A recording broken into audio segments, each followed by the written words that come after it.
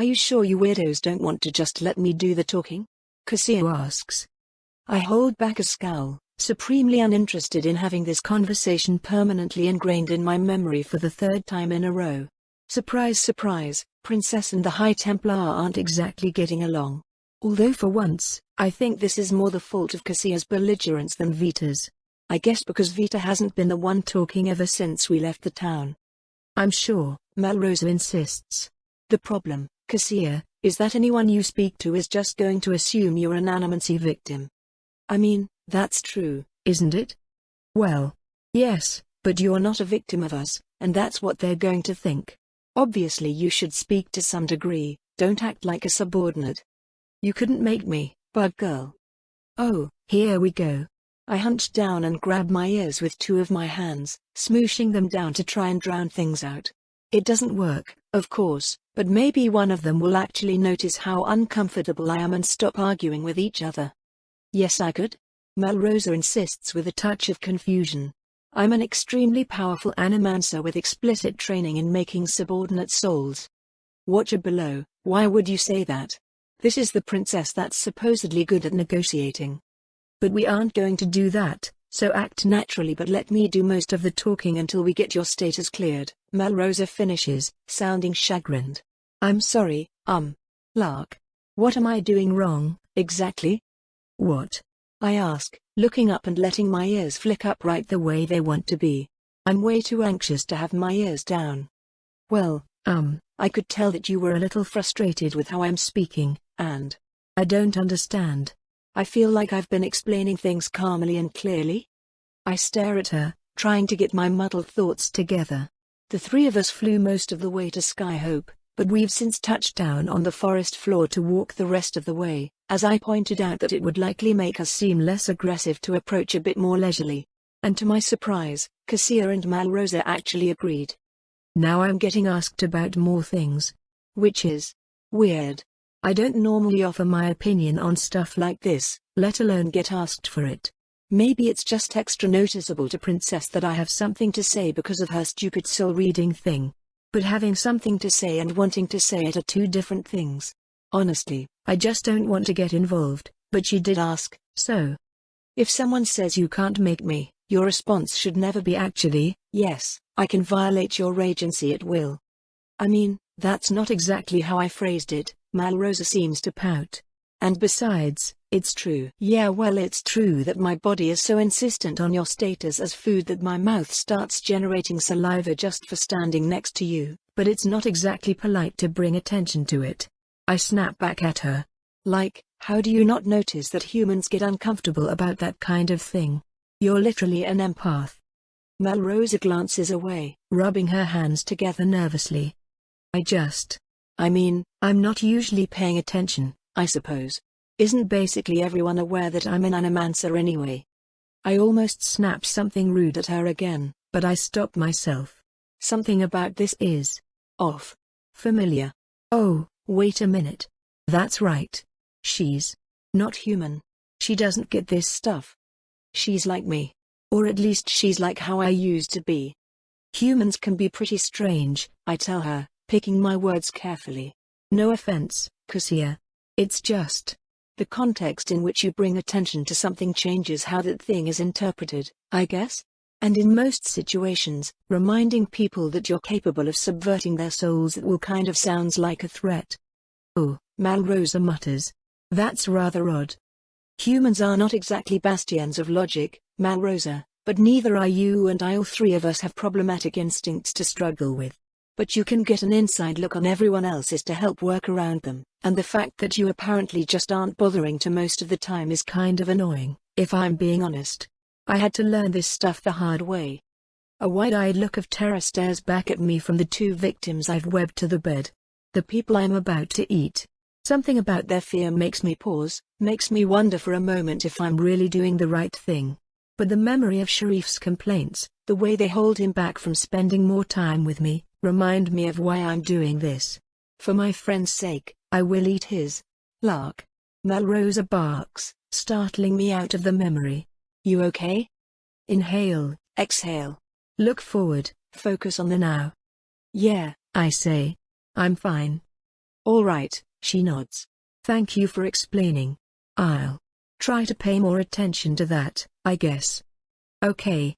There are, thankfully, no more arguments as we finally approach the edge of the forest, though Cassia has that thoughtful look humans get when they're interested in a conversation about something in particular but have absolutely no idea how to broach the subject. Normally I'd prompt her, but I'm not sure I can handle it right now. I'm too stressed, too frustrated. It's been getting worse lately, partially because I haven't been eating as much as I should and partially, at least according to Lady Vesuvius' theory, because of puberty. I very much hate the idea that my body is going through even more changes which give me more problematic mental compulsions to worry about, but I guess being irritable all the time is incredibly tame compared to what I'm normally repressing, so it's not as huge of a deal as it could be. Of course, privately I'm a bit suspicious about my irritability being the result of chemical changes in my brain or whatever. I feel like it's just as easily explained by my continuous proximity to Princess. Stepping out past the perimeter of trees has us quickly spotted and approached by guards. Props to Skyhope for installing more of them in our town's direction, I suppose. Of course, several enslaved farm workers are much closer to us than the people employed to protect them, so they all take the rather reasonable action of immediately dropping what they're doing and sprinting away. My legs twitch only the slightest bit, my instinct to chase them only briefly attacking my mind before I smash it back down. Vrithitso. One of the workers screams, which I find kind of rude. Immediately after, I'm startled by the realization that I find that kind of rude. Sure, I'm dressed and not attacking anybody and obviously civilized and walking around with a Watcher Dan High Templar standing next to me, but running from a Vrithitso is still a pretty reasonable response. I've just gotten really used to people being able to see past what I look like, I guess. It's uncomfortable to once again in a place where that doesn't happen. Looking back, it's kind of awful to realize I'd been living with the discomfort like it was normal. I have done terrible things, unforgivable things. But I've done good things, too. I've helped people. I keep a whole town of people safe, and I've never hurt anyone there. So why wouldn't they like me? It's okay for them to like me. I'm allowed to be liked. It sounds stupid in my head. It's something I've heard from my friends before, especially Xena and Jalisa. Of course I'm allowed to be liked, nothing that could or would restrict such privileges even exists. It should be self-evident. And yet, for the first time since hearing the words, I think I might actually agree with them. Realizing that, it kind of aches. It aches, and it makes me want to grin like an idiot. I don't grin, though, because I'm not an idiot and there's no good reason to show my teeth to a bunch of people that are already afraid of me. Halt. Halt, all of you. A pair of pike-wielding guards have finally approached us, weapons pointed our way in a defensive posture. I have to admit, the authoritative tone of the man barking at us shows impressive courage. Courage that is entirely unwarranted, since he barely smells worth a meal, not that I'm going to eat him or anything. What unit are you clowns in? Cassia snorts, crossing her arms to indicate that she's even less impressed than I am. I said stay where you are. This is Vulgar territory, and, if I may? Malrosa says, her voice cutting through theirs with what may very well be magical precision. By any chance did you two serve during the last Hive-Rock night? The two men spare each other a passing glance. You did. Malrosa exclaims despite their lack of answer, joyfully clapping her hands exactly once. So then you probably saw my descent. And you saw multiple High Templars attempt, and fail, to accost me. One of whom you may recognize as the woman standing beside me. I can't see it behind their armor, but with my ears pointed their way I can hear them both swallow nervously, the scent of their sweat growing delectable with fear. My point is, gentlemen, perhaps you should consider moving this particular problem up the ladder, I do, after all, intend to walk into Skyhope today. Wouldn't we all prefer if I did so peacefully? Do you, realize that sounds like a threat, Malrosa? I ask quietly. What? She tilts her head. Oh. No, that wasn't my intention. I don't really get the idea of verbal threats, if I'm being honest. I prefer the clarity of ultimatums. That also kind of sounds like a threat, honestly, I mutter. And you realize ultimatums are a kind of threat, right? She groans softly. Look, if the two of you could just take us to someone actually qualified to have a conversation with a foreign dignitary, I'd appreciate that. If not, I can just find someone without your help. You are very bad at not threatening people, I sigh. No, that one was actually on purpose. You should just listen to her, Cassia insists, backing Malrosa up. This isn't the kind of thing you can just point your sharp sticks at. Cassia, Mom, we've been instructed to assume you as hostile, one of the guards stutters. And you think that means you should be blocking my way instead of running like your ass is on fire? Someone is piggybacking the animancy enchantment, Malrosa announces. Installed themselves as a voice of authority that the Ars plague recognizes. These two aren't acting rationally about their orders because they can't. You still haven't sold me on the existence of this plague, Cassia grunts. Oh, right, Malrosa says absent-mindedly. Hey, you two. I'm starting to think that Ars guy maybe wasn't so bad. Animancy could do a lot of good in the world, don't you think? I suppose there's a lot of potential for societal benefit, one of the guards agrees hesitantly. Malrosa just gestures at him and stares expectantly in Cassia's direction. Yeah, okay, they're infected, she agrees. Let's try not to hurt them too much. I doubt they're dumb enough to attack us, Malrosa shrugs. They're irrational, not suicidal. Let's just keep heading towards the gates. Sure enough, the Princess and High Templar step forward and the guards decide that this is a problem above their pay grade. They step back as the three of us walk calmly forwards, though I do make the effort to whisper an apology at them as we pass. They don't really seem to appreciate it, but I didn't want to be rude. Ooh, Brahm's not infected, that's good news. Malrosa announces as we get closer. Hi Brahm. There's a pause. I guess he doesn't want to talk to me, Malrosa pouts. Who would? Cassia drawls. But you said the plague infects people upon skin-to-skin contact, right? It makes sense that the big dork wouldn't be affected. Not very touchy, huh? Malrosa muses. I can relate. Though I guess I'm a lot better on that front than I used to be. Same, I add quietly. On both accounts. Really? Malrosa asks. I wouldn't have guessed. Physical contact with people makes me think about eating people, I admit. I used to be afraid that I'd attack someone for getting that close. But Jaleesa and my friends have helped me a lot with getting more comfortable, I guess. Hugs with people you trust are really nice, Malrosa nods sagely. Yeah, I agree. They are. The looming wall of skyhope in front of us is exactly as I remember it, at least. The terrifyingly rapid general decay of Baldon that happened once they stopped doing general maintenance to better focus on us doesn't seem to be happening here. Patrols on our side of the wall are more numerous, and growing in response to our approach, but I'm not seeing evidence that things have fallen apart. If there is someone pulling the strings with Ars plague, they're at least a better administrator than he was. About 2/3 of the city is infected. Less than I would have expected, Malrosa says. On the upside, it seems we're going to meet the person in charge soon. Oh?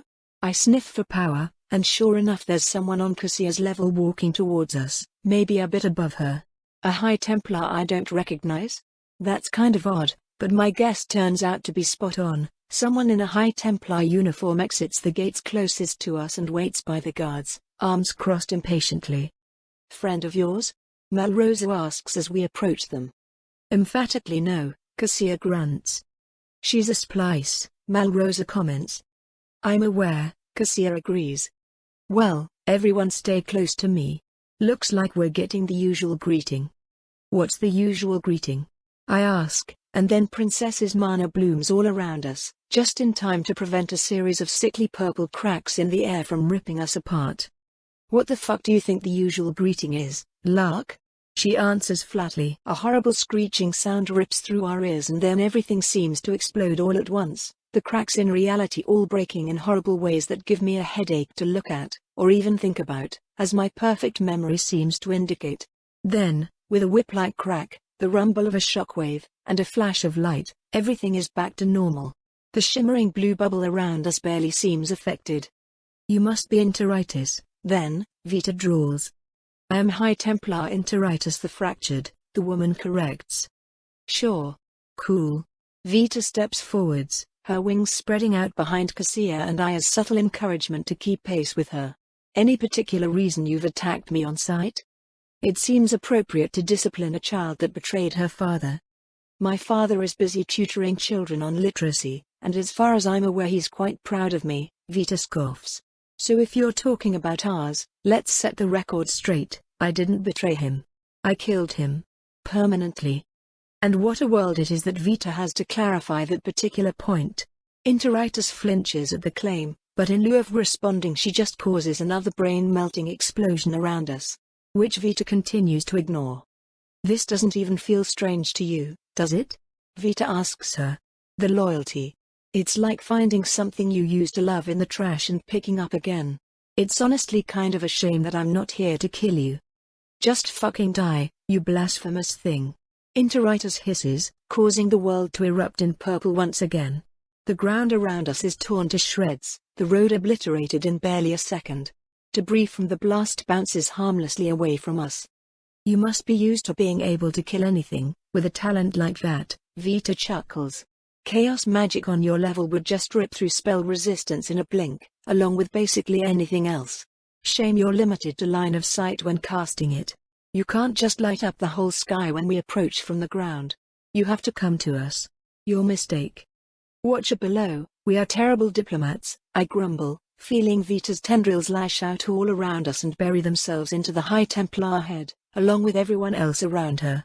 They cry out in shock, some people collapsing to their knees, others seeming to wet themselves if the smell is anything to go by, but barely 10 seconds later it's over. Interitus is one of the few people who remained standing, though she's clutching her helmet like she has a splitting headache. Fuck, she hisses. Yep, Vita agrees.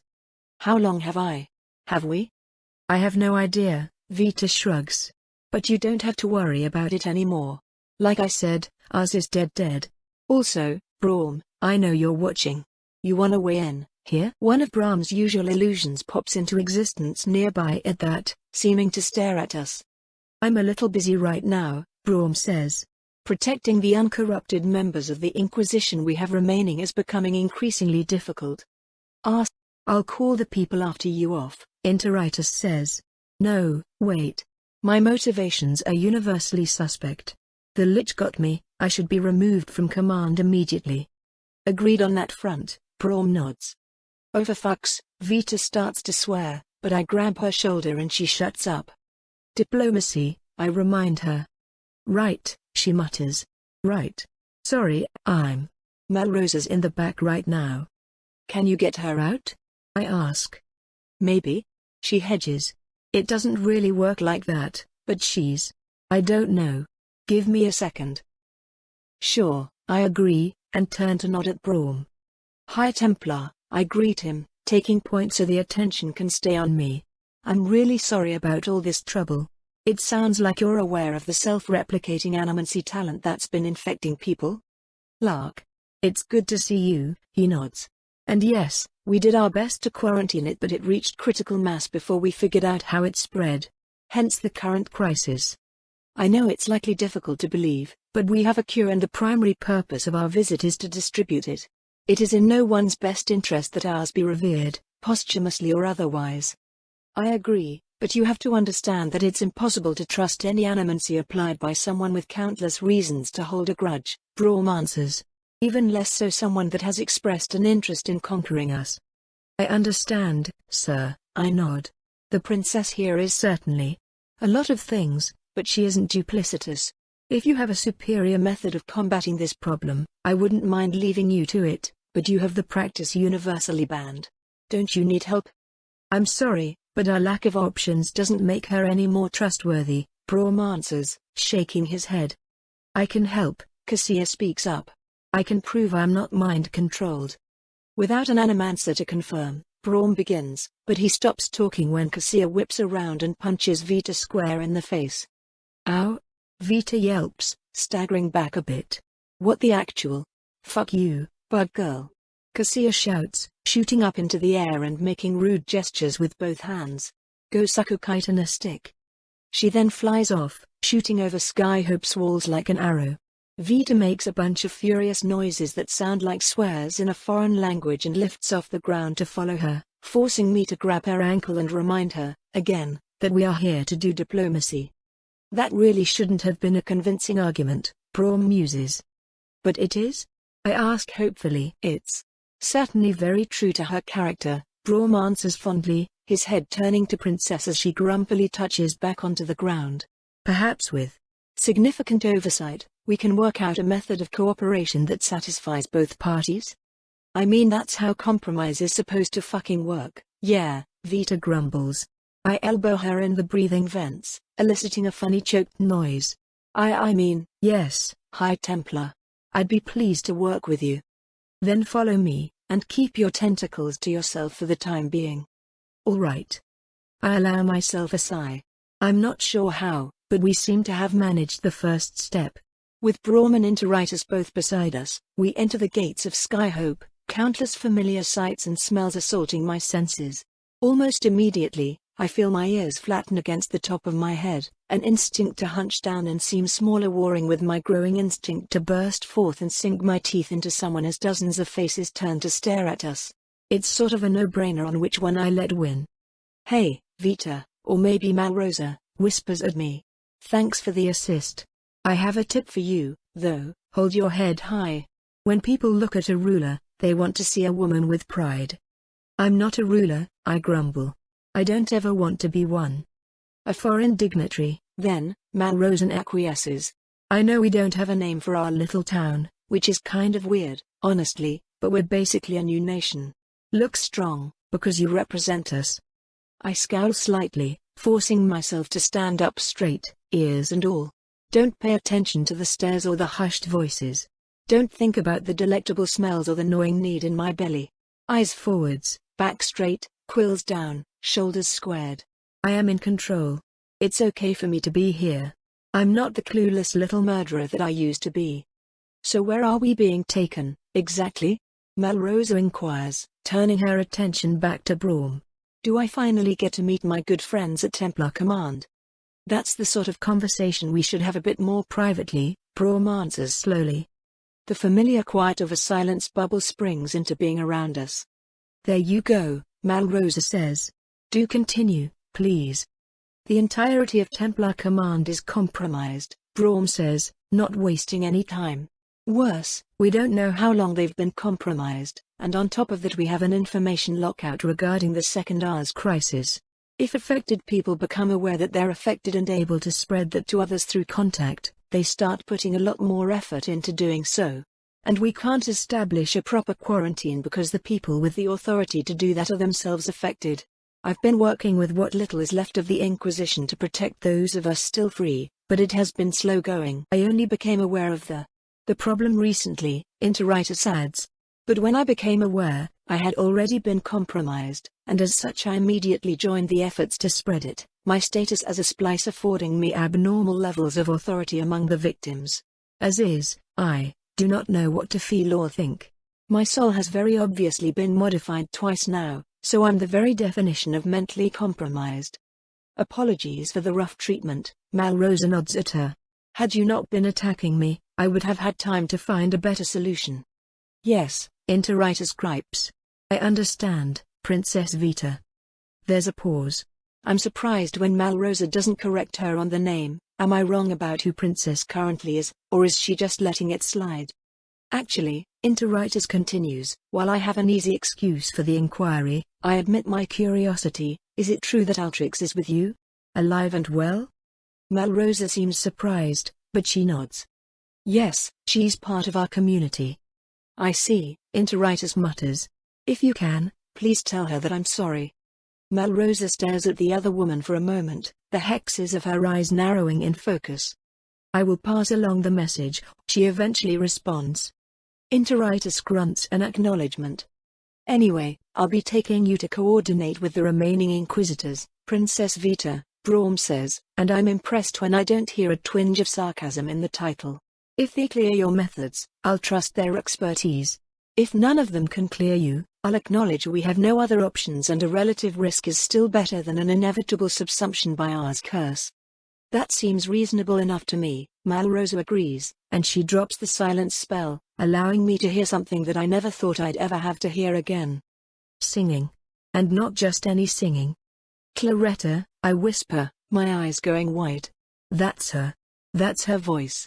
I'd known that she was alive, that she was in Skyhope, but I'd never gone outside the barracks enough to run into her.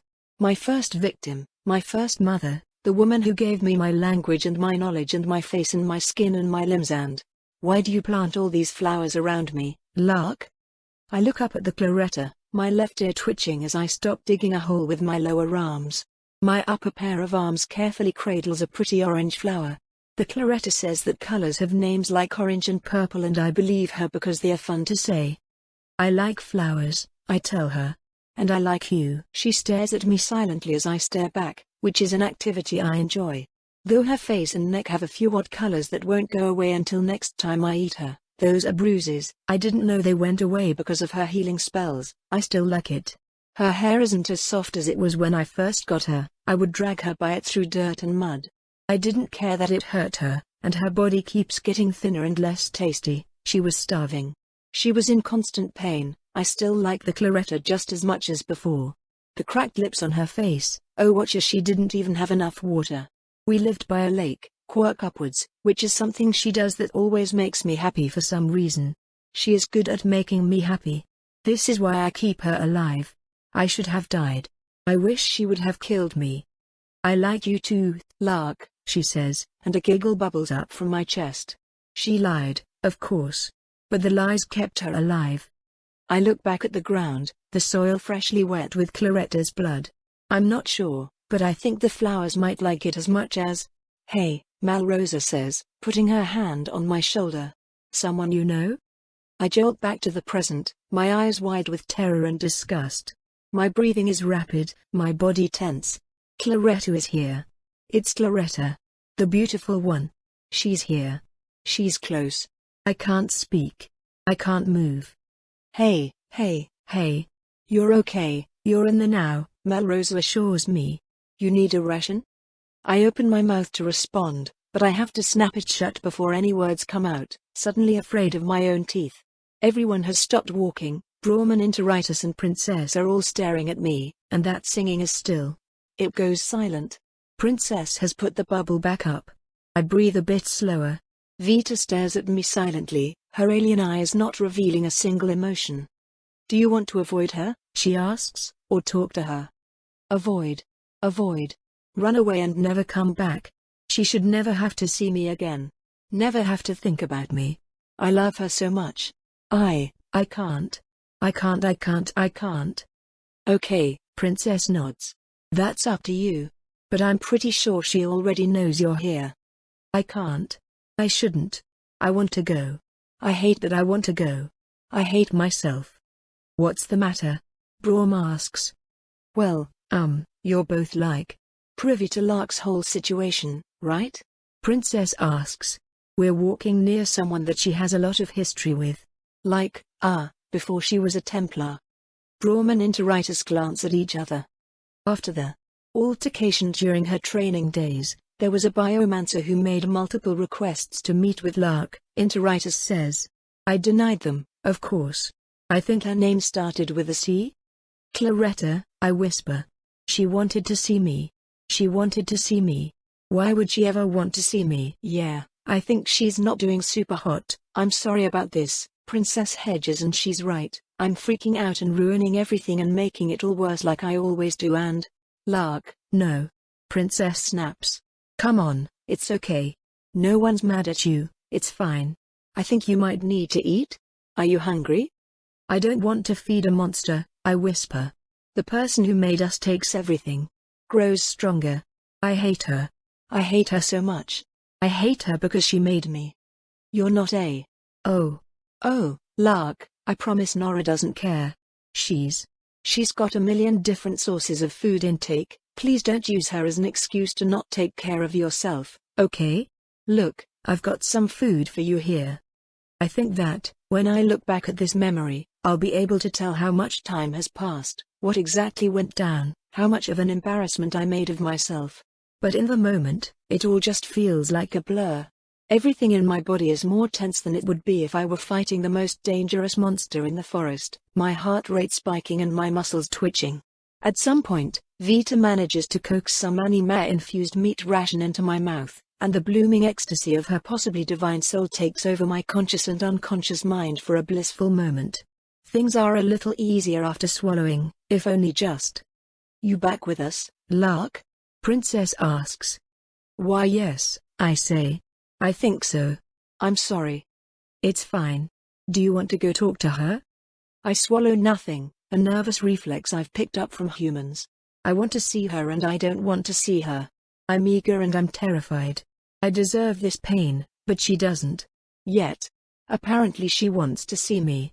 She's singing because she knows I'm here. It's not up to me to decide then, is it? If that's what she wants." "I'll go talk to her," I say. "You sure?" Princess asks. "Yes." She nods at me, then turns to the High Templars. "Braum, could you escort her for me?" "I suppose so," he acquiesces, suspicion obvious in his tone. Yet a second Braum appears and motions to me, so I step away from Vita and follow him. The moment I step outside the range of Vita's silence bubble, the singing returns. I shudder, squishing my ears down against my head. Does she really want to see me? What if they're lying to me? Claretta taught me that people can lie.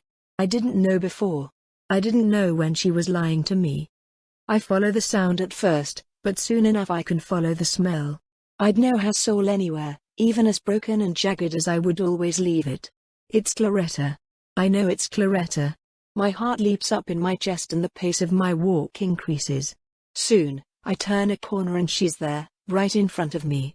Her dark, mop-like hair falls over her heavily tanned face, lifting up a small, wet shirt to hang on a drying line. Behind her is a large, two-story wooden building with an abnormally large amount of fenced-in space between it and every other building nearby, space which a number of children are using to loudly and gleefully play. She spots me the moment she hangs up the shirt, and her song stops. Her eyes go wide. Her breath catches. She grabs her own thigh, as if to remind herself that it's there. But a moment later, she seems to master herself. She stills her trembling body, stares me in the eyes, and motions me towards her. I approach like someone possessed.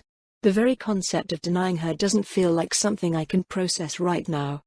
With each step, her scent gets stronger. The memories claw harder in the back of my mind, taunting me, reminding me of each and every sin. The taste of her flesh, the sound of her sobs. Every last little torment and pain. All my fault.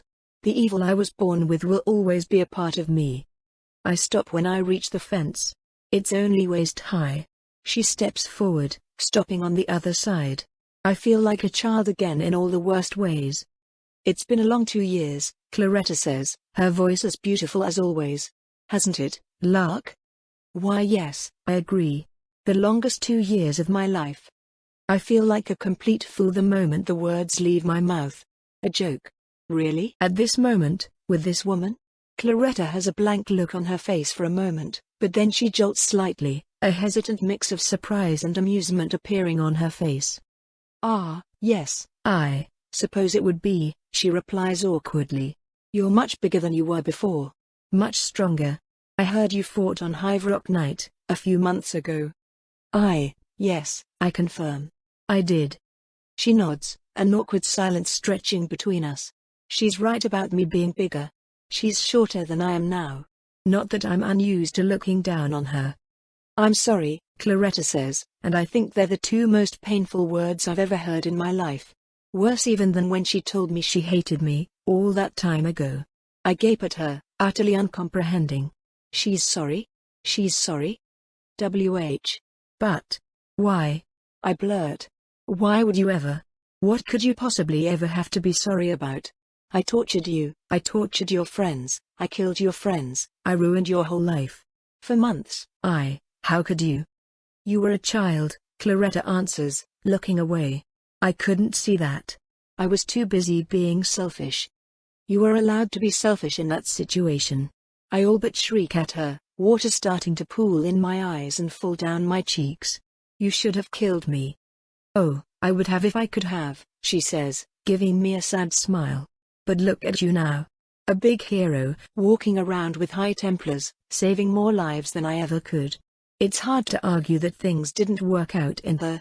Stop that. I yell at her. Stop trivializing what I did, stop acting like you don't matter. No one should ever go through what I did to you. I loved you, and I... Contact. Warmth. Hunger. Claretta's hand is on my cheek. She wipes a tear away.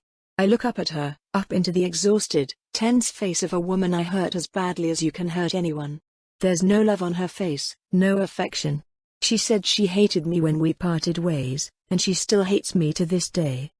I forgive you, she says. No, I sob. I don't deserve it. Are you the one that gets to decide that sort of thing? She asks. Or am I? My jaw trembles, the tears flowing full force and preventing me from forming an answer. You broke me, Lark, Claretta says, pulling her hand away. You killed the woman I could have become and left me a hollow shell. But what do you expect me to do about it? Hold a grudge against a month-old child? She glances back at the kids playing behind her, the barest start to a soft smile brushing her face before it vanishes. She turns back to me. I'm nobody. I'll matter to these kids and no one else. But you? You turned yourself around. You fought your demons, and best I can tell you one. You were better than me from the start. Stronger in every way that matters. She places a finger below my chin, urging my head up to make me look her in the eyes. I let her. Her face has a terrible expression. Bitter, frustrated, pained, and oh so exhausted. You're my legacy whether I like it or not, she tells me. You're the ghost that will outlive me. And by all accounts, you deserve to be. So I give up. I'm tired of hating you. I forgive you. And I'm sorry I couldn't be the one to turn you into the wonderful young woman you are today. Whoever they are, thank them for me. I can't, I blubber. He's dead. I killed him. She smiles at that, the closest I've seen to a positive emotion since I arrived. Yes, she says. Of course you did. Goodbye, Lark. And good luck. If you hear me singing again, it's not for you. Don't come looking for me. Okay, nod. But I need to say it too. I'm sorry, Claretta. I'm so sorry. I don't care, she tells me, but I've seen her lie in my memory so many times I know exactly what it looks like. Something about that makes me smile just a little, and she looks away. But I know you are, Lark, she continues quietly. I know you're sorry. She turns and walks away, which I take as my cue to do the same. Tears and snot-still water fall down my face, and Braum respectfully says nothing as he leads me back to the others. Or really wherever he pleases, since I'm not paying the slightest bit of attention to where he's taking me. It doesn't matter right now. I walk through the streets of Skyhope, blubbering and sobbing next to a High Templar, as the conversation replays in perfect clarity over and over in my mind. I forgive you. I turn out of the hallway and into the medical room, taking care that the long, sinuous tail behind me follows my movements like a snake, the bend from my turn flowing down the length of my extended spine so that the thick body part doesn't rub up against the doorframe and carve gouges in the wood. The act still takes a noticeable amount of focus, but I'm getting better at it. It helps that I designed this building for someone with my height in mind, though most edifices are not so well planned. My name is Lady Vesuvius the Inhuman, and I think I may have underestimated the inherent inconveniences of having a 16.5-foot long tail. Which is not to say that I regret growing one. The added mass houses numerous essential and practical systems which far outweigh the daily inconveniences of having to micromanage my body parts to prevent unwanted injury and wanton property damage, but it's still something I don't believe I gave proper consideration in the design phase. Of course, my inability to properly consider my own design phase is primarily responsible for my body having been designed at all, so the fact that this problem will be a trend is becoming increasingly apparent as time goes on. Why did I turn my body into this? Is it because it's what I thought Galdra would want? Or is it because I was so overcome with despair at the prospect of no longer having anything but what Galdra wants that I needed to devote myself to whatever project would prevent me from thinking about it for the longest amount of time? Upon reflection I suspect it is the latter, and that concerns me because it makes the dire nature of my situation most clear. If altering my body was my strategy for disassociation, altering my soul was my strategy for suicide. And I succeeded. That doesn't matter, though, because performing the act caused it to cease to matter. Now nothing matters beyond my principles, my code for existence. Yet even they keep falling apart whenever I try to leave them alone. My methods of upkeep aren't long-lasting enough, and once the cracks started to show I've been struggling to plug the holes ever since, let alone locate and deal with the root of the problem. I don't even know what the root of the problem is. These are all lamentations for later, however. My own problems are many, but they do not prevent me from having obligations. Lady Vesuvius. An upbeat voice greets me, and I affect a smile on my face. Xena, I greet her in return. How strange it is to know the research that made Nugas would end up doing some good. A kindred spirit in the art of physical self-improvement, my duty to Xena is among my most enjoyable. Insofar as I am capable of feeling joy, that is. As much as her enthusiasm stems from, shall we say sources impolite in regular company, I rather exclusively have irregular company, so it bothers me little. So, things seem to be progressing pretty well, she reports, long since used to my disdain for useless small talk. The soreness and aching have stopped, and I think we fixed that error with my hip structure so it isn't popping anymore. I think we should be good to progress? I grunt non-committally. May I use a biomancy scan on you? Of course, she allows, a hesitancy in her voice that I know has nothing to do with a lack of trust in my skills. She's tried to get me to stop asking, tried to assure me that she trusts me. She has quite reasonably pointed out that the entire reason we meet is so that I can use biomancy on her. It doesn't matter. I must ask for permission every time. It is what should be done. So I cast, gathering information from my protégé's new body. The hip problem is indeed fixed, at least for now. We'll have to monitor them as they continue to shift. These problems are of the sort that aren't serious, but can become serious if we ignore them. When I was bringing Nugas into being, there were times where the man I was using as materials suffered immensely due to my errors in judgment, his body shifting not just in ways he despised but in ways that didn't work. I tormented him through trial and error, but now Xena gets to reap the rewards of that experience. It was somewhat of a shock when she asked this of me. I knew it was desirable for some people, but it's still odd to have someone purposefully request something that I had previously used as a form of maddened, deranged torture. I've often lamented the short straw I feel women tend to get in life, so often seen as objects of desire first and competent peers second. Not to mention all the biological inequalities, from physical strength to the ravages of puberty to just the absurd inconvenience, and ultimate pain, that is bearing a child. But never once did I consider solving that issue by ceasing to be a woman entirely. It did not cross my mind, and now that it has crossed my mind I still find the idea quite unappealing. I embraced the social issues and turned them into a weapon. I eliminated my own biological inadequacies. That is the way I thought things were supposed to be. I thought we were expected to play the hand we are dealt, and so I played with ruthlessness and ingenuity, rising to the top. I found great pride in that. Yet Xena chose to ignore that seemingly fundamental rule. She saw an opportunity to shuffle the deck and draw herself a new hand entirely, and I can't help but be impressed that she took it. She says that I inspired her, that my defiance of my humanity sparked the same desire within her.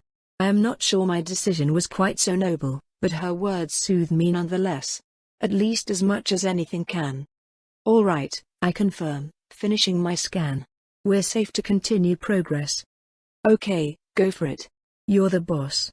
Xena assures me. Are you giving me permission to enact the biomantic changes we've previously discussed? I clarify. Oh, yes, Xena nods. Yes, you have my permission. I nod and get to work, my tail tendrils twisting to pull Watcher mana into the forms that I require. It takes a good deal of focus, but not so much that I can't start a conversation, and I do feel, well, I'm not sure I feel much of anything, per se, but I haven't been properly keeping up to date on the lives of people that used to be important to me, at least in an asset maintenance sense. It is proper to ask. How has Bentley been? Xena jolts slightly, looking at me with a surprised expression. She didn't expect me to ask about her personal life. She didn't expect me to care. Do I care? My soul hurts, and it's an alien feeling I know nothing about other than its unpleasantness. I feel micro-metaphors start to move on their own, and while I'd normally clamp down on the unconscious movement I let it play out on a whim. Pink. My scales are turning slightly pink. It is a color I chose to represent chagrin, regret, and embarrassment. But that was intended to just be an affectation, a purely conscious display to try and signal emotions that people would be expecting. A manipulation tactic. It's not supposed to occur unconsciously. Perhaps it's just a random error. I know my emotions are leaking somewhat, but it would be absurd to think that my subconscious is dictating artificial bodily changes it shouldn't have any inherent instinct to use in the first place. He's been not doing so good actually, Xena admits, snapping my attention back to her. Oh? I prompt. Well, he's actually been doing pretty bad since we started living here. Xena continues. I think it's a lot of things. Nora's a really big one right now. Vita, too. And, me. You? I ask. Why you? Xena squirms uncomfortably. We haven't really talked about it, so it's really just speculation on my part. I probably shouldn't say. That's your decision to make, I assure her. But you know I won't share anything you tell me in confidence. Xena goes silent as I berate myself quietly for being surprised by all of this. I haven't really paid any attention to Bentley or Nora or, well, most people, honestly. I just interact to the degree necessary to do what needs to be done, and, well, is that bad? There's no principle which specifically forbids fraternization, but efficiency and time and action are essential to doing the most good. Therefore, I shouldn't feel bad for letting personal issues fall beneath my notice. They certainly aren't meaningless problems, but they are personal problems, and therefore not mine. I have an island to fix. I do not have time for these sorts of things. Except that I have time during these sessions. This very conversation proves I could have had conversations with Xena for a month now. I simply focused on other things. My skin grows pinker. My soul aches harder. I feel like two ragged stones grinding against each other. Bentley is gay, Xena says slowly, and I resist the urge to jolt. And I'm a girl. I answer flatly. Yeah, Xena confirms glumly. When we started dating it was cool. Just two gay dudes breaking unenforced Templar rules for love. Very uncomplicated. I love him to death, he loves me, it's great. But then I figured out. All this. She motions to herself. Her horns and tail, certainly, but more so her shape. The way her breasts have been growing, her face has been rounding out, her body has been storing more fat and keeping it in her thighs, around her triceps, and in her posterior. The physiological differences between man and woman are both more complicated and more subtle than most people care to think about. The designation between the two often left as an instinctive reaction that our minds are trained to notice without ever becoming consciously aware of. Xena has long since stepped past the threshold of androgynous, her femininity obvious to the deep levels of the human psyche that care for matters such as sex. And Bentley's sexual attraction triggers off of men. Of course, the best response to this concern seems obvious. I found that there is more to a relationship than simple sexual attraction, I tell her. Bentley hasn't expressed any desire to break up with you, has he? Well, no, Xena answers. Not overtly. But he's a huge wonderful teddy bear of a man. What if he's ignoring how he feels to support me? Then you should talk to him about that, I answer easily. Bad communication is a far worse issue than bad sex could ever hope to be. Yeah, I guess so, Xena chuckles. Gosh, I did not expect to be getting relationship advice from Vesuvius the Inhuman today. I have faked enough relationships to understand how to have a real one, I answer, to which Xena gives me an odd look. Doesn't agree? Doesn't think the experiences are comparable? HRMPH. Incorrect, but understandable. Fine then. And I also had a real relationship for a while, I suppose, and it wasn't reliant on my partner's physical attraction to me, I say, ignoring the twinge of pain in my belly that I knew the topic would bring. Vita was very adamant about never wanting to have sex with anyone, but we loved each other all the same. If Bentley wants to stay with you throughout a change that negatively alters his attraction, then that speaks well of other parts of your relationship which are frankly far more important. I guess, Xena mumbles. I like the sex, though. Is it shallow if that's important to me? No, and if that ends up as a problem then that's okay. You can remain good friends. But there's also the possibility that Bentley is attracted to you, Huh? Xena blinks. Wait, no. Bentley is definitely attracted to men and not women. I know that for a fact. In the general case that's likely true, but physical attraction is often influenced directly by emotional closeness. It's entirely possible that, even though you no longer look like someone he'd conventionally be interested in, he has simply retained prior attraction to you because he loves you. It's hardly unheard of. Think of it like someone still finding their partner beautiful even after that partner becomes horrifically scarred. I'd rather not think of my changes as comparable to being horrifically scarred. Xena grimaces. I don't mean it like that, I huff. I'm just saying that attractiveness is far more nuanced than whether or not he prefers a penis to a vagina. There are countless examples of this. But what if it's not like that, though? Xena whines. Well again, that's why you should talk to him about it, I answer flatly. Maybe he does think you're hideous and is just looking for a good time to break up with you. Better to rip that leech off sooner rather than later. Oh watcha, you think so? I sigh. This is why emotions are terrible. My scales start to turn orange but I ignore that. No, I do not think so, I assure her patiently. I'm just pointing out that there is literally no scenario in which open and honest communication is a bad move. It is always good and it should always be your go-to action when you are feeling unsure. If you ever find yourself with legitimate reasons for this to not be the case, you are either being abused or your partner is too immature for a serious relationship and you should leave the situation immediately. I feel like you might be oversimplifying things, Xena grimaces. No, I insist. Contrary to popular opinion, relationships are not complicated. They are merely extremely difficult. Those are different things. If you say so, Xena grunts. It sure seems complicated to me. We'll agree to disagree, then. Blissful quiet returns as I focus on my work, coaxing the cells of Xena's body to multiply in new and exciting ways. I'm very tempted to test some of what I've learned from the Athanatos manuscripts on biological immortality, but... No, wait, what am I even thinking? That's not what Xena and I agreed on. I shouldn't even be considering that. As in, literally, it is not a thing that I should be capable of thinking about in a serious manner. And now my scales are yellow.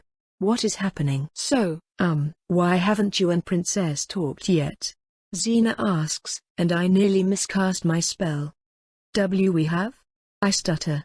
I haven't stuttered since I was a child. Well then what's up with your relationship, then? Xena asks. You talk about it in the past tense but Princess says you two never broke up. I mean, not officially, but I had my love for her scooped out of my soul by a madwoman. I protest. I feel like that puts a fairly obvious wall between the two of us. But you never officially broke up with her, Xena presses. Even though communication is so important. Grind and scrape, grind and scrape. Emotions spill from the walls of my soul, irritation, frustration, embarrassment, anger. But not love. I'm broken and I'm breaking further. I have a job to do and I must do it. Pink and red swirl around my scales as I try to focus on the biomancy, my talons twitching enough to dig gouges into the floor. I would like to ask you to stop talking about this, I nearly growl. Oh, okay, Xena agrees. Sorry. It is fine. Because it is fine. My principles say as much. People must be able and encouraged to question my decisions and call out my hypocrisies. And when my hypocrisies are called out, they must be fixed. This is what I am. This is immutable. I must get back to work, and then when Vita returns I must speak with her. There isn't much to think about in regards to Xena's transformation, unfortunately. It is not mentally engaging, it is merely a repeat of treatments that have been applied all week, the entire plan of her body already set in stone and the spells necessary to accomplish it already designed. While our preliminary work was far from perfect and corrections have been needed every step of the way, none of those problems occur today. It feels like drudgery, boring pointless work that wastes my time. I'm not sure I've felt bored since I was stuck in Galdra's home with nothing to do. I miss her. The thought hits me like a cart full of bricks, and I feel my soul crack further from the impact. I miss her. I miss her. I know this to be true and I despise it. That insipid, arrogant monster killed me, crushed me more thoroughly than anyone could ever achieve, and I miss her. Perhaps I should have kept her alive after all, if for no other reason than testing some creative tortures. Just working on Xena has me thinking of 100 different flesh-eating. Wait. No. No. How have things gotten this bad? I've been repairing myself. Except it obviously isn't working. I'm not safe. I'm not safe to be around. I have to stop. Xena, I need to end our session early, I announce with a calm in my voice that I don't actually feel. An urgent matter has come to my attention. You can maintain functionality on your own, yes? Yeah, I should be good to go. Xena nods. Everything okay? No, I answer simply, and swiftly turn around to leave. Having a giant tail is even worse when turning around is involved, but I'm not quite so out of it as to do something ignoble like trip over myself. Not that appearances should matter. Fuck. I storm out of the medical research building, needing to isolate myself for proper maintenance. The moment I step outside, however, Nugas falls into step next to me. Was she waiting this whole time? You're looking rather worried about something, my lady, she hums. I avoid an urge to scowl. My posture is under control. What makes you say so? I ask. You're bright yellow, Nugas smiles. Right. That. Well, no sense lying to Nugas. My soul seems to be crumbling like a house made of gravel, I tell her frankly. I need to perform emergency repairs. Shall I fetch former Inquisitor Yelisaveta? Nugas asks. Just as a second opinion. No, I insist. I'm mentally unstable. I will be isolating myself. I will be joining you, Nugas insists. I glance down at her, consider ordering her to leave, then hate myself for it. It is one thing to make requests of her, and another thing entirely to order her in opposition to something she has decided. Very well, I allow. She grins. I ignore it. I rush home, Nugas having to jog to keep up with my stride. The house I had built for myself is nearly identical to every other house in town, with the notable exception of the quarantine room. A basement dug out and reinforced both physically and magically to be impermeable to diseases, it was built precisely for an event such as this. I should not allow Nugas to enter with me. I should not deny Nugas free will.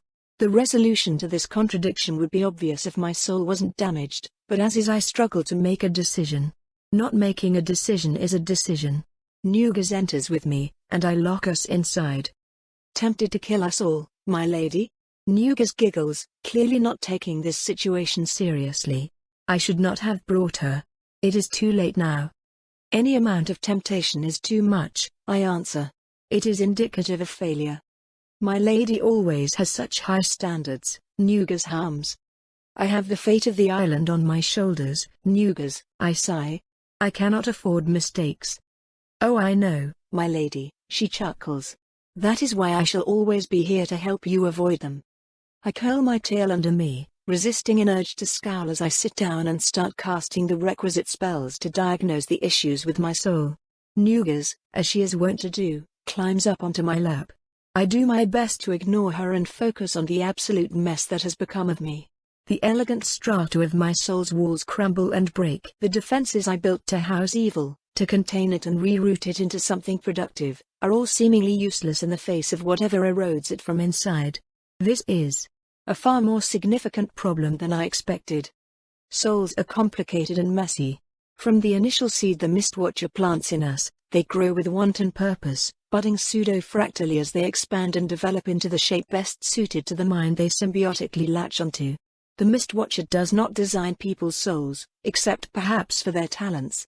If any design was involved in the first place, it is a mere template, a seed with no purpose beyond growing.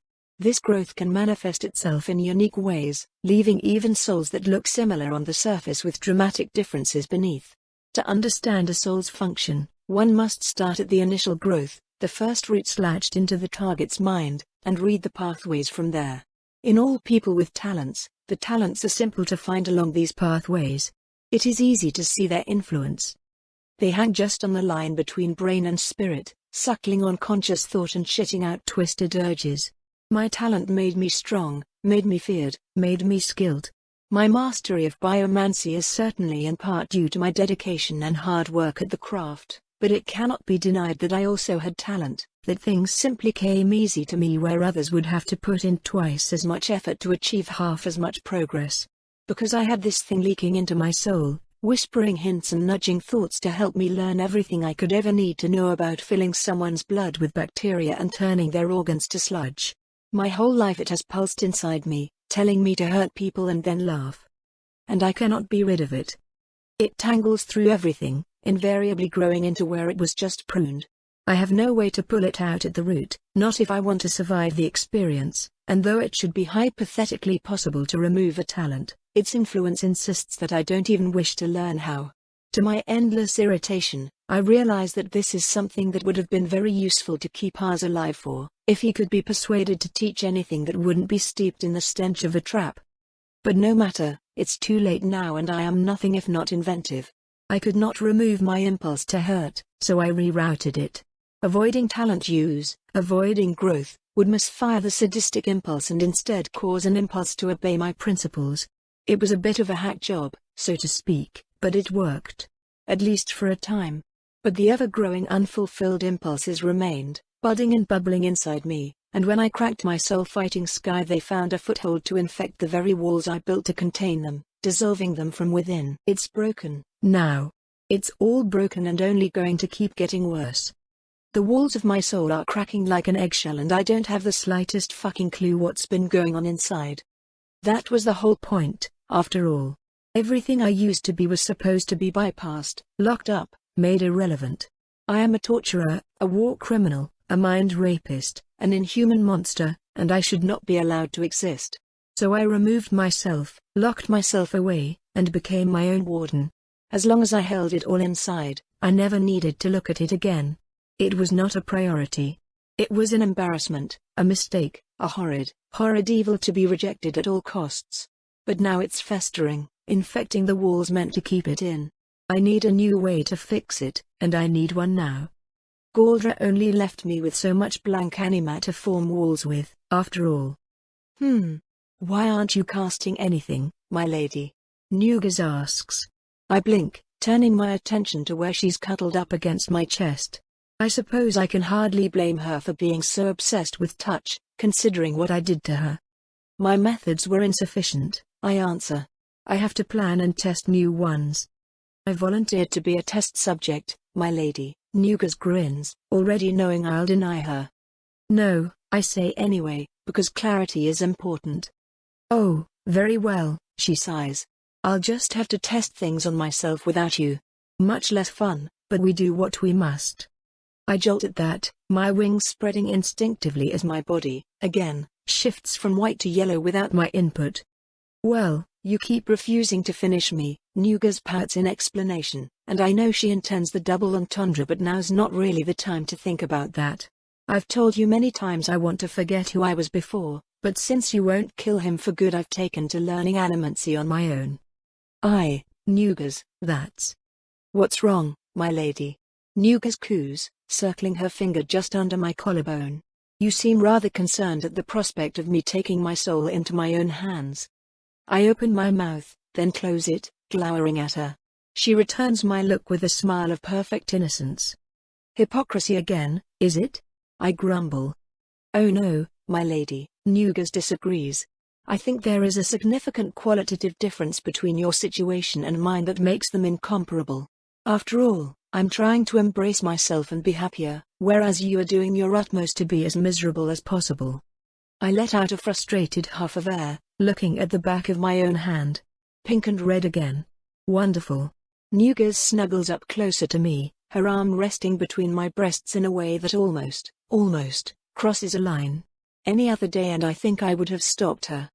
I am an amateur compared to you, my lady, she says softly. So perhaps my theories do not hold much weight. But you and I are your two greatest works, and only one of us is breaking. Why do you think that is? Well, I thought it was because I had so much more time to work on you. I scowl, trying to focus on the disgust I felt after her creation more than the perverse joy I had in the moment. I altered your soul over the course of months. I altered mine over the course of hours. But that should have been offset by the constant upkeep I've been performing since then. My brain should have adapted by now, it simply hasn't. Well, I can't comment on that, Nugas hums. But I know that I love being myself almost as much as I love you, and I think that same joy would be beneficial to you, my lady. So what, then? I sneer. I should just drown my soul in pleasure activators until it stops wanting to have other emotions? Dope myself up on joy until I can't see how fucking horrific I've become? Nugas pulls away from me at that, propping herself up on one arm, back arched so she can glower at my face. Is that all you think I am, my lady? She snaps, her tone more serious than anything I've ever heard from her. It shakes me, and a few more shards of myself flake off as a result. No, I breathe. I'm sorry, Nugas. Humph, she pouts, settling back in against my chest. I should think not. You're clearly upset, so I'll let it slide. A laugh falls unbidden out of my throat, my scales briefly flashing blue. You'll let it slide? I ask incredulously. I thought you considered me a goddess. I do, Nugas confirms with certainty. But my goddess has always been a known proponent of blasphemy. She closes her eyes, a self-satisfied smile on her face as I'm once again left speechless. The ache in my stomach just grows and grows, the horrid feelings I tried to lock away leaking out in fetid bursts of animantic pus. Do you know how I know that I love you, my lady? Nugas asks. How? I prompt, almost automatically. Servitude, she answers. It is the act of putting all I am into bringing you happiness. It is the unflinching knowledge that any time I devote to that is beautiful and joyous. I have friends. I have acquaintances. I enjoy telling jokes and teasing goddesses and cooking food and designing clothes. But it is in serving you that I find my most joy. Not just being with you. Not having your attention, not my admittedly enjoyable fantasies of laying in your bed. It is the act of making you happy that brings the greatest light to my life.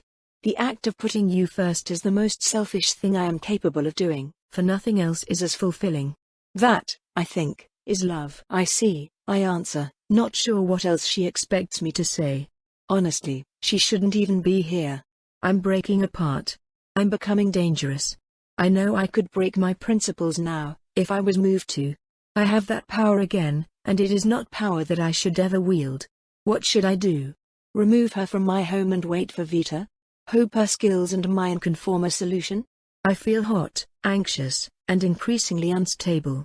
I want to cry, I want to scream, I want to do 100,000 things I haven't wanted in months because I needed them gone. I needed to not want what she wanted from me. I needed to be nothing but logic and axiom made flesh because she was my only reason for existing, and now she's dead. She's gone. I killed her. I forged myself into a weapon specifically to kill her.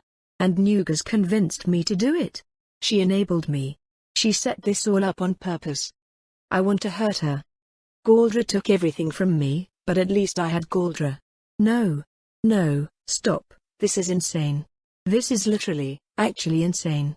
I'm suffering a severe breakdown and I don't care, she's right here, I want to hurt her. Nugas, I hiss. Run. She smiles, vulpine and far too knowing. Is that an order, my lady? I open my mouth but I can't respond, wanting to order her away but not wanting to order her at all because she's not a slave, she's a person, she's a mistake I made, she's a victim and I haven't had a good victim in months.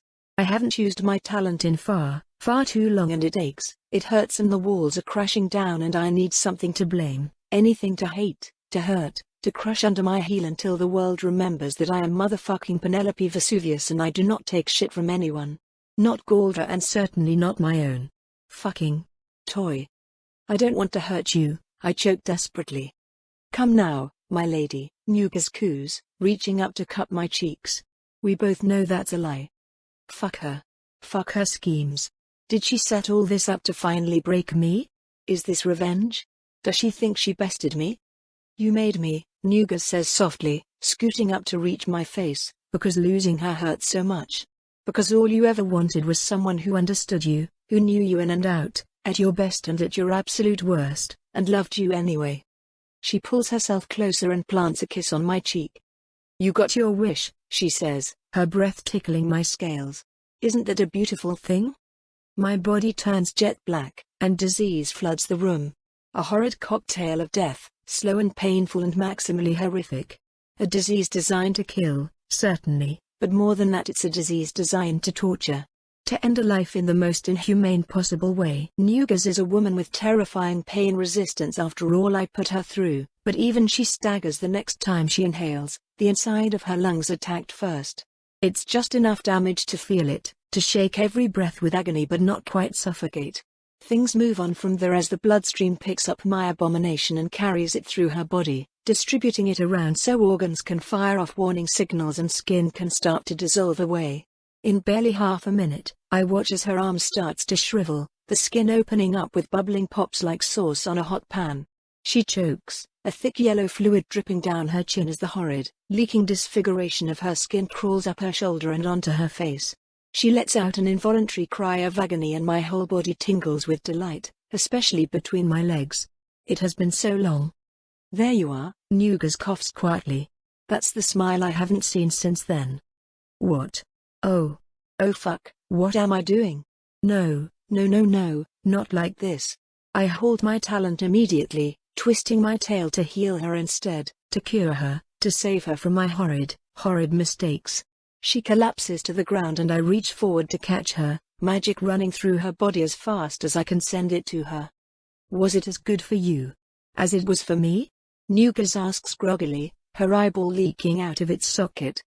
Shut up and let me heal you, I hiss. Is that an order, my lady? Yes, I snarl. She grins, looking like she wants to laugh but staying perfectly silent. It is not hard to save her life. The disease is fast-acting, but not on anything vital. The cold fear in my heart has nothing to do with any risk to Nugas. Nugas. That fucking. I can't believe she wanted me to do this. Why? Why do I have to keep proving myself a monster? Why, time and time again, do I have to slip up and fail and turn out to still be the same fucked up little girl who tortures ants in her mother's garden? I fix her almost as rapidly as I tore her apart, though repair is always a more difficult task than destruction. Especially so when my whole body shakes uncontrollably, my soul crying out in agony as the Watcher mana I channel hardly even understands where it's supposed to go in my abominable mess of a core. It's broken. It's all broken. I watch her skin mend itself back together and wish I could keep watching it in reverse. What if I use my body instead of my magic? I could so easily slide my claws into her flesh, open her up from belly to breast just to watch the red bloom out of her. It would be so beautiful. Nugas licks her lips, a sultry smile parting her still repairing face. I ignore it. I must. With the last bit of myself, I must. I cast a few quick spells to ensure she'll be able to heal the rest on her own, then turn and run out of my house as fast as I can. I take to the air the moment I'm able, shooting off into the forest, looking to be anywhere but around people I could hurt. I've failed. I've failed and I've fallen apart and everything I've done is for nothing, nothing at all. I spot an animal below me and barely even acknowledge the species before a scream rips itself from my throat and I fall on it from above and stomp it into paste. My scales are still black. Black is not an emotion I decided upon, but I suppose is the natural consequence of trying to display every color at once. Anger, fear, joy, hatred, shame, pleasure, pain, relief, despair. It all pours out of me like blood from a severed limb, and I indulge it with violence. Like the creature I took my scales from, I devolve into nothing but a terror of the forest. Catharsis, in most cases, is a moment of calm. It is defined as a relief from repression, and I feel something like it as I rip through the forest indiscriminately, my howling roars nowhere near enough warning for the monsters I mash into paste, reveling in the indulgence of my every inhibition. Plague. Plague. Plague. Even as I work my body, use my talons and tail to smash flesh into fluid and bone into powder, I unleash a far more potent death into the world. Plagues designed in my darkest moments, genocides hidden within my flesh and begging for release. Not all of them, thank the fucking inevitability of decay. What little sanity remains in my screaming prison of flesh holds tight to the island enders, the human killers, and the never-made hypotheticals that are theorized to be far worse. Death still sweeps out from me, cascading through the forest and leaving countless corpses to rot. So of course, the Vrithitso start to come. Their food falling in droves around them, instinct drives the maddened black beasts towards the most powerful thing they can smell, me. I welcome it. Let me kill them all. Let me do something good for once. To slaughter these tortured creatures as a fraction of my penance for becoming one far worse. I'm mad. Utterly broken. I know that I will have to be put down. I will fight to the end regardless. I will kill all who oppose me, no matter how just their cause, because I do not want to die. Even though there is nothing left of me, I do not want to die. I cannot even spare the world that much. But as I knew she would, death inevitably comes. Hey there, Penelope, Princess says. Perhaps the monsters I am fighting drop dead when she arrives. Perhaps they were already dead, and I have simply been screaming at corpses for the last hour. It does not matter. I turn to stare at her, my body breathing heavily even though I can use magic to forego breathing at all. She is armed and armored, her custom dragon scale outfit imposing outside of the reality that just my skin is far superior. 6 daggers float in the air around her as she rests Nora on one shoulder, 2 arms holding her shaft, while her other 2 arms hold a second scythe made of frozen air. I, meanwhile, am naked and covered from head to toe in blood and viscera of countless colors, a maddened barbarian of gore standing in the refuse of her legacy. She stares at me, and I do not recognize what expression she is making. It's possible I've never seen it before. It's more likely that my mind is gone. Damn, Vita sighs. You really need a nap.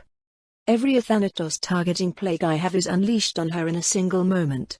Their immune systems, though both alien and advanced beyond measure, are still easily picked apart by the pulsing, evil thing in my soul, the part of me that survived more wholly than any other. Their breathing vents fail to filter out anything small enough. Their immune systems can be confused and delayed by specific protein configurations. Their organs only have so many redundancies. Their abnormal acidity does not protect against specially designed cells. She will die in 100 ways, broken and bleeding and burned away from the inside, dead in mere seconds of agony. No, Vita says, and a raging wind pairs with an ocean of blue. My offense is repelled, and my magic is sealed, all in an instant. Just give up. I'm not going to hurt you. But you should. But you must. But I don't have to, Vita shrugs. So I won't. If you don't like it, come do something about it. I leap forward with a roar, and our dance begins. Physically, I am stronger than her, even with her soul supporting her body. But she has 4 arms, invincible armor, weapons held by tentacles that can strike from any direction, and far more hand-to-hand combat experience.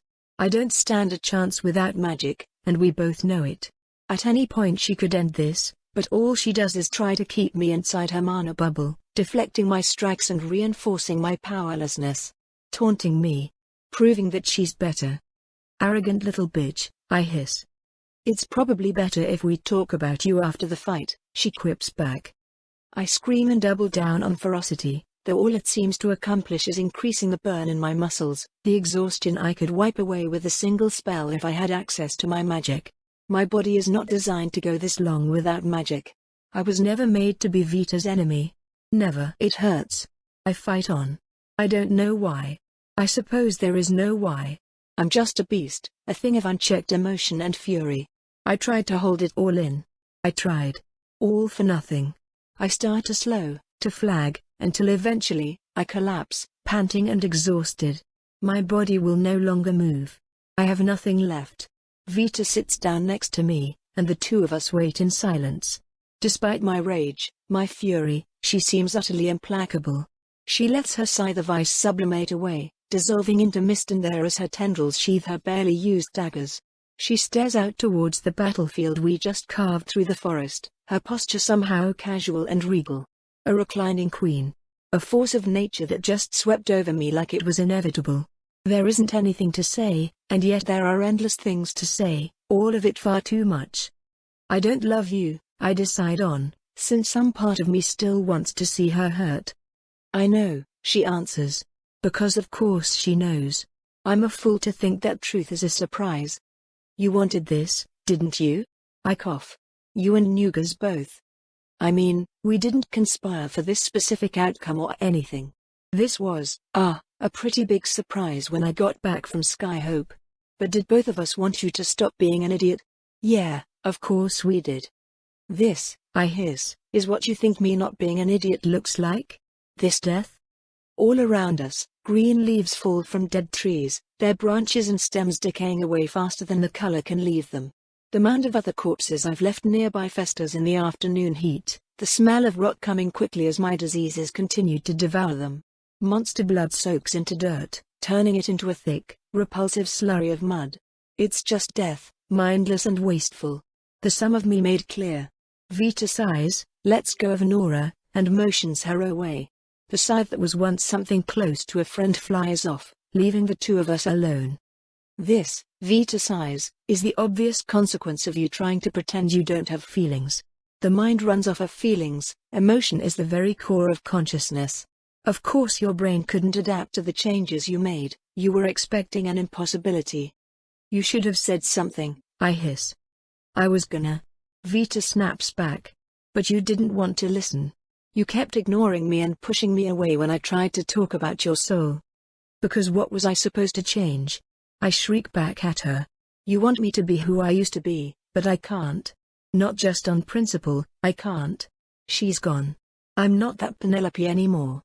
She glances down at me, giving me an odd look. Do you really think I'm that Vita? She asks. You're enough of you for me to still love. That's what matters. You're still brilliant, you're still driven, you're still a terrible, terrible person that's struggling to do the right thing. You're still the Penelope that will pick me up and dust me off when I get my shit kicked in. You're still the Penelope that built a safe place for my family. You really think that I, of all people, give a fuck if that's not exactly the same as it used to be? The ache. Oh, the damn ache. Don't say those things to me. I can't stand what I've lost. You could have put that love back, if you wanted, Vita says softly. Why didn't you? Shakily, my muscles still burning, I make the effort to prop myself up on one elbow. To stare her in the face. I wanted to see if I could fall in love again, I admit, my voice a whisper. Yeah? She asks, reaching out to grab my face. Then let's see. As she leans down, she also brings me up, pulling us closer and closer. It starts with our foreheads touching, the hard chill of her chitin pressing up against the top of my head, and that alone is enough to spark something inside me, something I can barely remember. But soon we lean in so my nose touches her, and then finally my lips. It's an awkward kiss, one-sided against her blank, porcelain face, unmoving and ungiving. Yet it fills me nonetheless, a warmth entirely unlike that which I felt when soaking in Nuga's agony. Calmer, richer, no less enjoyable but still profoundly different. A gift of love, from a woman that does not like to be touched. There's the slightest, quietest snapping sound when we pull apart, her face now sticky with monster blood, but neither of us think to care. We just stare into each other's eyes, breathless and warm. Huh, Vita murmurs, utterly ruining the moment yet somehow making me amused rather than annoyed. You turned blue. Why did you turn blue? It's the color I chose for happiness, I answer. You chose the exact shade of my mana and soul. As your color for happiness, she presses, an amused hinge to her words. Yes? I manage, trying to ignore how I am now also turning pink. I see, she says, helping me sit up a little straighter. It is an arbitrary choice, I insist. Of course, she agrees without believing a word of it. Would you like to kiss me again? Yes. This time, I pick her up, lifting her in my arms so she can be the one to reach up to my face. It's still awkward, still strange, but I don't want to let go. Neither, it seems, does she. I feel her mana questing inside me, pushing into my sore and battered mess of a soul, so I open the doors for her. Casting spells in my madness was painful, the Watcher mana fighting me and aggravating every crack and break within, but Vita is like a soothing balm, gentle and ready. I already know what she wants. I form her into an anima-tangibility spell, and she embraces me in truth.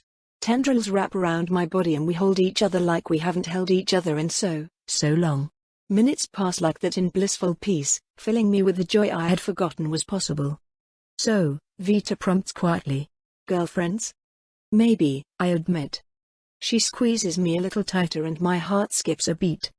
Probably, I amend. I am still unstable. I do not know who I am anymore. I do not know what to do. I don't think I'm safe for most people to be around. We can work on all of that, Vita assures me. Together, and with help from friends. We should, probably start with all the plagues you just dropped everywhere. We still need some of the forest to stay alive, I grimace, trying and failing to banish my horrid episode from memory. Another regret for the books, I suppose. I am not actually sure I can stop what I've done, I admit. The diseases I've used are beyond the bounds of what I would have ever considered acceptable while sane, and they have already cascaded out of my control. Then do what we did with ours, Vita shrugs. Make a disease to kill a disease. Like an airborne immune system. It could just as easily add to the problem, I argue, shaking my head. The number of generations it would need to survive to keep up with an exponentially accelerating plague could easily enable it to mutate, and if it mutates into something that targets beneficial microbes, then you'll handle it, Vita insists. You don't need to hold yourself back. I trust you. You are a fool to do so, I insist. But I'm already thinking of counter-plagues. I am cuddling a naked monster woman who killed a High Templar with nothing but her tail, drenched in blood and self-professedly insane, and there is nowhere in the fucking world that I would rather be. I'm willing to admit that I might be at least a little bit of a fool, and that's fine by me. I can't help but find myself surprised by that, I murmur. As much as I care for you, I never found you particularly self-aware. Or particularly humble. She makes a noise somewhere between a scoff and a laugh. Yeah, well, I like to think that we can become better people if we try, she says dryly. No matter how awful our starting point is. Oh. Fuck. That makes it clear, I think. Even more than the kiss. Vita's eyes crinkle into a knowing smirk, a tendril wrapping around my hand and giving it a soft squeeze. I can't help but squeeze back. I love you, I realize. I know, she answers. Because of course she knows. I'm a fool to think that truth is a surprise,